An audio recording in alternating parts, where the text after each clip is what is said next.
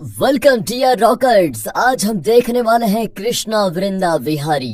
Movie की शुरुआत में हम सत्या नाम के एक डॉक्टर को कोमा में देखते हैं, जिसकी कृष्णा काफी देखभाल कर रहा होता है, क्योंकि अगर सत्या सही समय पर कोमा से बाहर नहीं आया तो कृष्णा की जिंदगी पूरी तरह से बर्बाद हो जाएगी। अब सत्या के होश में आने से कृष्णा की जिंदगी में कैसे फर्क पड़ सकता है, ये हमें मूवी में आगे पता चलेगा। और यहाँ से जाती है स्टोरी फ्लैशबैक में, जहाँ हमें कृष्णा के परिवार को दिखाया जाता है, जिसमें उसके पिता होते हैं जो कि बहुत ही शांत स्वभाव के हैं। असल में कृष्णा एक ब्राह्मण परिवार से है जो रीति रिवाज वगैरह काफी मानते हैं।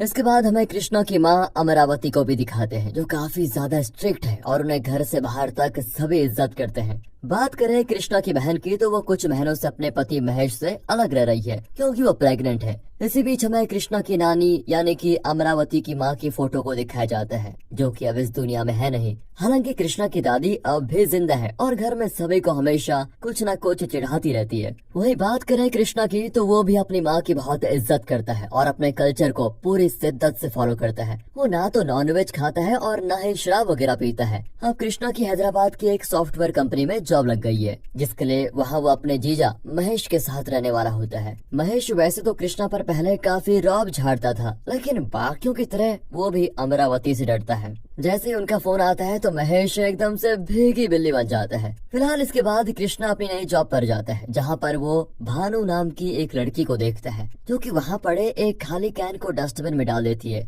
और ये देखकर कृष्णा को काफी अच्छा लगता है, इसलिए वो भानु को बस यूं ही एक फूल देता है। अब ऑफिस में कृष्णा की मुलाकात रवि से होती है, जो कि उससे बातों ही बातों में बताता है कि मैं भानु को पिछले 2 सालों से पसंद करता हूँ, पर वो मुझे घास तक नहीं देती। कुछ देर के बाद कृष्णा को पता चलता है कि भानु ऑफिस में साफ सफाई का काम करती है, और साथ ही जो कृष्णा ने उसको फूल दिया था, उस चीज को भानु ने समझा कि कृष्णा उससे प्यार करता है और उसने फूल देकर प्रपोज किया है। ये बात जब रवि को पता चलती है तो वो कृष्णा को काफी भड़काता है, क्योंकि भानु भी कृष्णा को पसंद करती है। फिलहाल इस वक्त पर कृष्णा को एक लड़की दिखती है, जिसको देखकर उसके दिल की धड़कन एकदम से बढ़ जाती है और वो समझ जाता है कि ये लड़की मेरी सोलमेट है। वो ये बात रवि से भी बताता है, और जब रवि उस लड़की को देखता है तो उसे पता चलता है कि जिस लड़की के चक्कर में कृष्णा पड़ा है वो असल में उनकी टीम लीडर वृंदा है। साथ ही वृंदा नॉर्थ इंडियन है, लेकिन उसे तमिल लैंग्वेज आती है। उसको देखते ही कृष्णा डिसाइड कर लेता है कि आप चाहे जो भी हो, वृंदा को मैं अपनी दुल्हन बनाऊंगा। इसलिए वो अगले ही दिन काम पर लग जाता है। हम देखते हैं कि वृंदा अपने एक फ्रेंड के साथ रहती है, जिससे मिलने के लिए कंपनी का प्रोजेक्ट मैनेजर नंदन आया होता है। दरअसल नंदन और वृंदा पहले रिलेशनशिप में थे, मगर किसी वजह के कारण उनका ब्रेकअप हो गया। तब से नंदन वृंदा के पीछे पड़ा हुआ है। इसी दौरान वहाँ कृष्णा भी आ जाता है, जिसको देखकर वृंदा नंदन से बचते हुए कृष्णा के साथ चली जाती है। जो बात नंदन को बिल्कुल भी पसंद नहीं आती, पर कृष्णा की तो मानो कोई मुराद पूरी हो गई हो। वो वृंदा को कई तरह से अपनी फीलिंग्स के बारे में बताने की सोचता है, मगर वृंदा उसके इरादे को जानते हुए भी उसकी बातों पर ज्यादा ध्यान नहीं देती। अगले दिन जब कृष्णा ऑफिस आता है तो नंदन और उसके कुछ चमचे पूरी कोशिश करते हैं कि कृष्णा वृंदा से ना मिल पाए। अब क्योंकि कृष्णा ऑफिस में जूनियर था, वो किसी को कुछ कह भी नहीं सकता था। अब एक दिन जब कृष्णा ऑफिस आता है तो उसे पता चलता है कि ऑफिस बिल्डिंग में आग लग गई है। यहाँ उसे वृंदा का ख्याल आता है, जिसे बचाने के लिए वो अंदर के केबिन का शीशा तोड़कर उसमें घुसता है, पर वृंदा वहाँ कहीं भी दिखाई नहीं देती। उल्टा कृष्णा ही धुएं की वजह से बेहोश हो जाता है। उसे जब होश आता है तो डॉक्टर सत्या उसको बताते हैं कि पूरे ऑफिस में सिर्फ तुम ही बेहोश हुए थे, बाकी किसी को कुछ भी नहीं हुआ। क्योंकि ये एक तरह का मॉक ड्रिल यानी कि प्रैक्टिस चल रही थी, जिसमें ये सिखाया जा रहा होता है कि अगर कोई इमरजेंसी आ जाए तो बिना किसी चीज को नुकसान पहुंचाए कैसे निकलना है। अब कृष्णा ये जानकर काफी रिलैक्स महसूस करता है कि वृंदा एकदम सही सलामत है, और वृंदा भी समझ चुकी है कि कृष्णा उसको बहुत चाहता है। फिलहाल बात करें डॉक्टर सत्या की, तो कृष्णा की बहन सत्या की एक समय गर्लफ्रेंड रह चुकी है, मगर अमरावती की वजह से दोनों की शादी नहीं हो पाई, क्योंकि उन्होंने पहले ही अपनी बेटी के लिए लड़का देख लिया था। यहाँ सत्या वही डॉक्टर है जिसे हमने शुरुआत में कोमा में देखा था। इसी बीच कृष्णा को उसकी बहन का फोन आता है, जो बताती है कि माँ ने मेरे रूम में नानी की फोटोज दीवार पर चारों तरफ लगा दी हैं, क्योंकि उनको सपना आया कि नानी उनसे खुद बोल रही है कि मैं जल्द ही तुम्हारे घर में पुनर्जन्म लेने वाली हूँ। और अमरावती को लग रहा होता है कि उसकी माँ उसकी बेटी की बच्ची के रूप में जन्म लेगी। फिलहाल हार न मानते हुए आखिरकार कृष्णा एक दिन मौका देखकर वृंदा को कॉफी के लिए पूछ ही लेता है। तो वो उसको रात में एक पार्टी के लिए इनवाइट करती है, जहाँ जब वृंदा कृष्णा के साथ जाती है तो ये देखकर वहाँ पर मौजूद नंदन खून से खौल उठता है। इसलिए जब वृंदा और कृष्णा जाने वाले होते हैं तो कृष्णा वृंदा से कहता है कि मैं बाइक लेकर आता हूँ, तुम 2 मिनट यहाँ पर वेट करो। अब क्योंकि वृंदा ने यहाँ नंदन के साथ जाने से मना कर दिया था, साथ ही वो नशे में भी थी,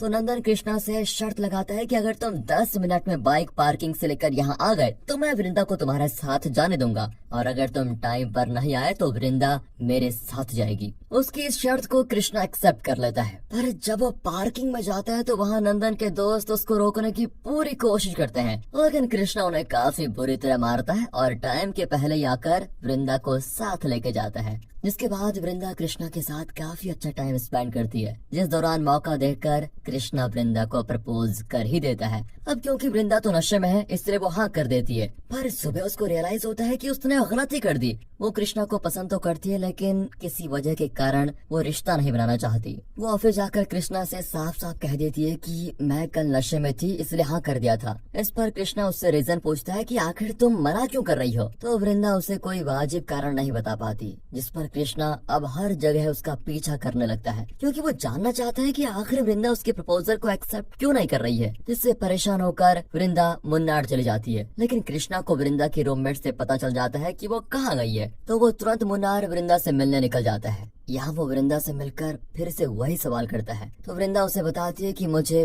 POI यानी कि प्रीमैच्योर ओवरियम इनसफिशिएंसी नाम का डिसऑर्डर है, जिसकी वजह से मैं कभी माँ नहीं बन पाऊंगी। इस पर कृष्णा वृंदा से कहता है कि देखो मुझे इससे कोई प्रॉब्लम नहीं है, हमें अगर बच्चे की जरूरत पड़ेगी तो हम गोद ले लेंगे, इसमें क्या बड़ी बात है। इस बात से तो वृंदा काफी खुश हो जाती है और वो कृष्णा से शादी करने को तैयार, लेकिन उसकी एक शर्त है कि कृष्णा अपने घर वालों से उसके इस डिसऑर्डर के बारे में कुछ भी नहीं छिपाएगा, तभी वो कृष्णा से शादी करेगी। क्योंकि इसी वजह से नंदन के पेरेंट्स ने उसके साथ रिश्ता जोड़ने से मना कर दिया था और दोनों का ब्रेकअप हो गया, पर इसके बावजूद नंदन उसके पीछे पड़ा हुआ है। वृंदा नहीं चाहती कि शादी के बाद कोई उसे इस बात का ताना मारे। अब इसी बीच कृष्णा को अमरावती की कॉल आती है, जो कि बताती है कि तुम्हारी बहन की डिलीवरी होने वाली है। कृष्णा को लगता है कि वृंदा के बारे में अमरावती को बताने का यही बिल्कुल सही समय है, इसलिए वो अपने घर इस बारे में बात करने के लिए पहुंचता है, जहां अमरावती बच्चे के जन्म लेने के बाद से थोड़ा दुखी है, क्योंकि लड़की नहीं बल्कि लड़का हुआ है।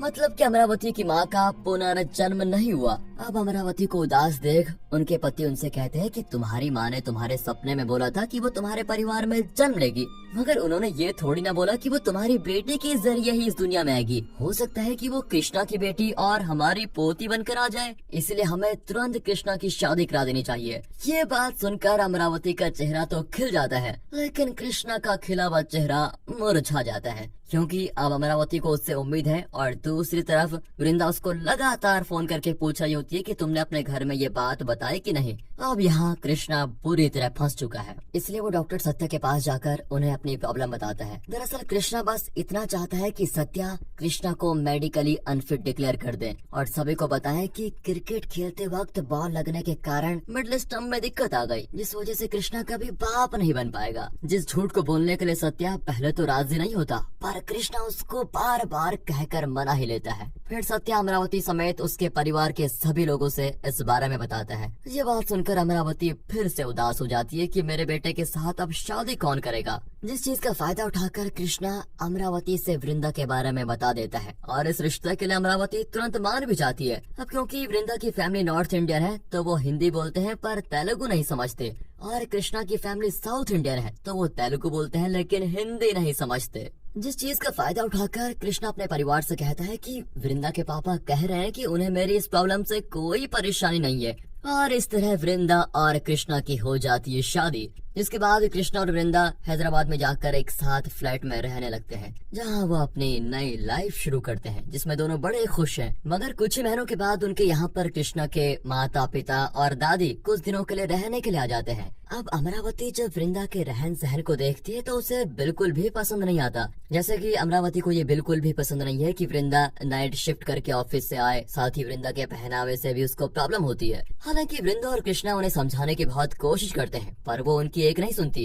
इसी तरह एक दिन वृंदा अमरावती के साथ घर का सामान लेने के लिए बाहर जाती है तो वहाँ पर अचानक से वृंदा को चक्कर आ जाता है और वो बेहोश हो जाती है, जो देखकर अमरावती उसे सीधे डॉक्टर के पास लेके जाती है, जहाँ डॉक्टर अमरावती से कहते हैं कि वृंदा प्रेग्नेंट है। ये बात को सुनकर अमरावती को तो लगता है शॉक, क्योंकि डॉक्टर सत्या ने उसे बताया था कि कृष्णा कभी बाप नहीं बन सकता। इसलिए उसे शक होता है कि वृंदा के पेट में कहीं किसी और का बच्चा तो नहीं है, जिस कारण उसे वृंदा से और भी ज्यादा सख्त नफरत हो जाती है और अमरावती अब रोज किसी न किसी बहाने से वृंदा को परेशान करने लगती है, लेकिन वृंदा उन्हें कुछ नहीं कहती। इसके बाद एक दिन वृंदा कृष्णा के लिए करवा चौथ का व्रत रखती है और कृष्णा से शाम को टाइम पर आने के लिए बोल देती है, क्योंकि उसको पूजा करनी है। अब उनकी ये बात अमरावती ने सुन ली होती है, इसलिए वो जानबूझकर शाम को कृष्णा को लेकर मंदिर जाती है, जहाँ वो जानबूझकर देर कर देती है ताकि कृष्णा समय पर घर न जाए और उसकी पूजा न हो। कृष्णा के समय से घर न पहुँचने के कारण वृंदा तो काफी गुस्सा होती है और सीधे सोने चली जाती है,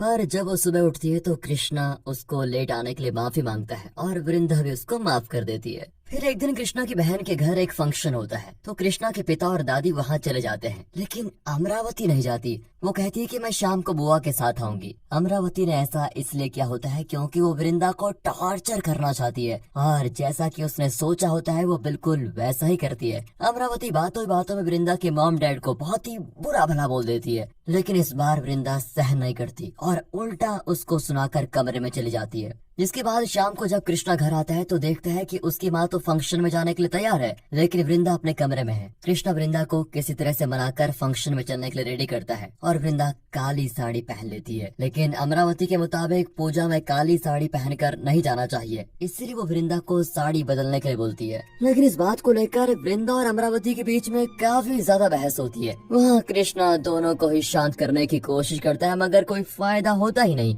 बात इतनी बढ़ जाती है कि वृंदा कृष्णा को घर से जाने के लिए बोल देती है और ये देखकर अमरावती भी अपना सामान पैक करके वहाँ से सीधा अपने बेटे के घर चले जाती है। यहाँ बेचारा कृष्णा समझ ही नहीं पाता कि वो करे क्या। वो अपनी माँ और वृंदा दोनों से ही प्यार करता है, जिस कारण वो वृंदा को कई बार मनाने की कोशिश करता है, लेकिन कोई फायदा होता ही नहीं। वृंदा तो कृष्णा की शक्ल तक नहीं देखना चाहती। कृष्णा बड़ी टेंशन में होता है, तभी उसके दोस्त उसे जबरदस्ती ड्रिंक करने पर मजबूर करते हैं और क्योंकि पहली बार कृष्णा ने पी होती है तो वो अपने होश में भी नहीं होता, यहाँ तक कि वो सीधा भी नहीं चल पाता, जिस कारण वो नशे में अपनी बाइक कहीं जाकर ठोक देता है। फिलहाल अगली सुबह वृंदा अपने दोस्त के साथ डॉक्टर के पास जाती है, क्योंकि लगातार उसके पीरियड्स मिस हो रहे होते हैं। तो चेकअप करने के बाद डॉक्टर वृंदा से बताती है कि तुम माँ बनने वाली हो। इस पर वृंदा उस डॉक्टर से अपने डिसऑर्डर के बारे में बताती है और कहती है कि ऐसा कैसे पॉसिबल है। जवाब में डॉक्टर कहती है कि कभी कभी रेयर केसेस में इस डिसऑर्डर के होते हुए भी लोग प्रेग्नेंट हो जाते हैं, इसलिए तुम बस अपना ख्याल रखो। ये खबर सुनकर वृंदा काफी खुश होती है और वो ये बात कृष्णा को कॉल करके बताना चाहती है, लेकिन तभी वहाँ पर उसको डाइवोर्स पेपर्स मिल जाते हैं, जिन्हें जाहिर है अमरावती ने भेजा होगा। इसलिए वृंदा गुस्से में कृष्णा से कुछ कहती नहीं, मगर वृंदा की ये उदासी उसके दोस्त से देखी नहीं जाती, इसलिए वो वृंदा के प्रेग्नेंट होने वाली बात को कृष्णा से बता देती है। ये सुनकर कृष्णा काफी खुश होता है और भागते हुए वृंदा से मिलने के लिए आ जाता है, लेकिन वृंदा दरवाजा नहीं खोलती, जिस पर कृष्णा उसको कहता है कि तुम देखना, अब मैं सब कुछ सही कर दूंगा। और वो तुरंत अमरावती के पास जाकर उनसे कहता है कि आप दादी बनने वाली हैं। ये बात सुनकर अमरावती कृष्णा से सवाल करती है कि जब तुम कभी बाप नहीं बन सकते तो उसके पेट में किसका बच्चा है। उनकी ये बात सुनकर कृष्णा समझ चुका है कि ओहो, यहाँ मिसअंडरस्टैंडिंग हुई है, इसलिए वो अमरावती से सारी सच्चाई बयान कर देता है। लेकिन अमरावती उसकी बातों का विश्वास नहीं करती और सोचती है कि वो ये सब कुछ वृंदा की गलती को छुपाने के लिए बोल रहा है। अमरावती को विश्वास दिलाने के लिए कृष्णा डॉक्टर सत्या से मिलने के लिए जाता है ताकि वो अमरावती को सब कुछ बता पाए,